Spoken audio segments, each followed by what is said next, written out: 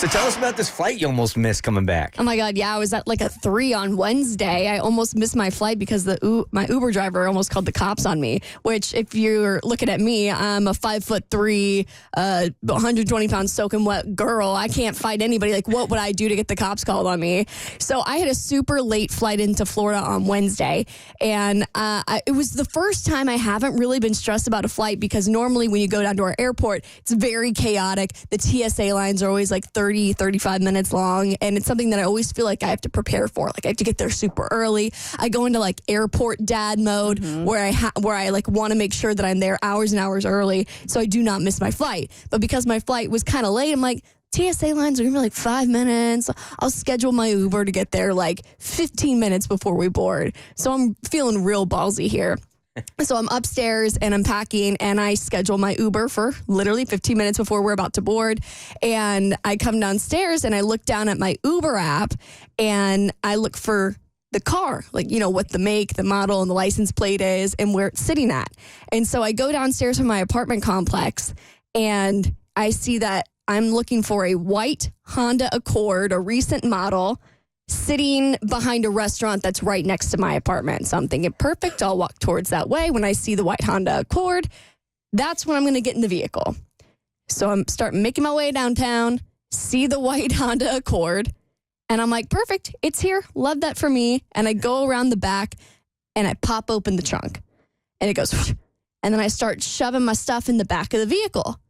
And then all of a sudden, the Uber driver pops out of the side of the passenger seat and has her phone holding out, or like she has it in her hand, it's facing towards me, and she is livid. And I'm like, oh my God, what is my Uber driver? Why is my Uber driver getting so mad at me? I'm just here trying to put my stuff in the vehicle. And so I start backing up. I put both my hands up. I'm like, hey, what's going on?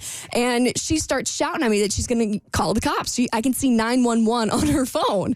And I'm looking at her just like very dazed and confused. I'm like, I'm sorry. What did I do? I'm just here for my Uber. And she goes, I'm not Uber. Oh, Lord. Get out of my car. And so I'm at this point like backed up about 10 feet away from the vehicle and my stuff is in her trunk. And so I'm looking at her and I'm looking at the car and I'm like, how am I going to get through this woman who thinks I'm trying to rob her just to get my freaking backpack and suitcase so I can get to the airport?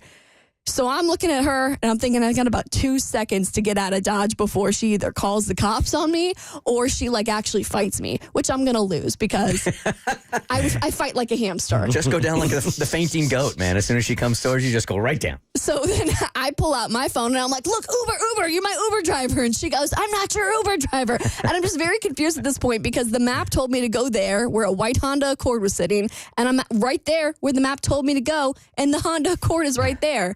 So anyway, she puts down her phone. I grab my stuff out of her car. I shove the trunk back onto the little latch and I start running back to my apartment. And I'm sitting there like on the verge of tears, panicking, thinking, A, I'm going to miss my flight because I was irresponsible and pushed it off super late. And B, I think I just lost all that money because my Uber driver hates me. So I'm looking at my phone and I see that the car has moved. And I look up and I still see that woman is still parked in that parking lot. And I go, that was the wrong car. Well, I don't think she would have lied to you about not being your Uber. I'm looking at the map and I'm like, how is it possible that the white Honda Accord, the exact same model, said that it was sitting right there where the map told me it was? Like, how is that not? Like, what are the odds that there's another car that's the exact same make and model? So I see that the car has, my actual Uber is now like across the way, like at another apartment complex. So now I have to do the walk of shame past the woman who wanted to send me to jail all the way down to my other Uber. And I'm like lugging my very heavy backpack, my very heavy suitcase all the way down. And then the Uber driver starts driving away. I'm like, what? Can no one take me to the airport? Like, all I want to do is get in this freaking car. You gotta feel like a joke at this point, like somebody messing with you. It felt like an SNL sketch at this point. So then the car finally makes its way around, and I get in the correct vehicle, and I just sit in there, and I just start sobbing. And she goes, girl, what's wrong? And I'm like, I almost went to jail, and I'm really scared. I didn't mean to hurt her feelings. I just wanted to. And then I finally made my flight. So, moral of the story, always check the license plate. I could have gotten murdered or sent to jail. When you think about ride sharing, I mean, it's changed our world for sure, right? But if somebody would told me, and I don't know what year ride sharing started, 12 years ago, hey, Bert, if you have an extra $10,000 you want to invest in this ride sharing thing, I would have said absolutely no. Nobody's going to do that. And it sounds so incredibly dangerous. Like you're just going to pick strangers up and take them wherever they want to go. No one is ever going to use that. You're just going to get in a stranger's car and let them take you wherever they want to go. No, I have a rule now because I've gotten in the wrong car before as well.